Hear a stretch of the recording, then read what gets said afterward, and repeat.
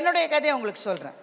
நான் வந்து என்ஜினியரிங் காலேஜில் படித்து முடிச்சுட்டு பேங்க்கில் வேலைக்கு சேர்ந்த உடனே ஒரு பேச்சாளராக இருக்கிறத கிட்டத்தட்ட விட்டுட்டேன். ஏன்?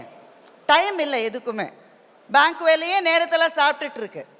ஸோ சார் டச்லேயே இல்லை, பேச்சு வராது எனக்கு. யார்? எனக்கு பேச்சு வராது அப்படின்னு சொன்னேன். இல்லைம்மா நீ வந்து ட்ரை பண்ணி பாருமான்னு சொன்னார்.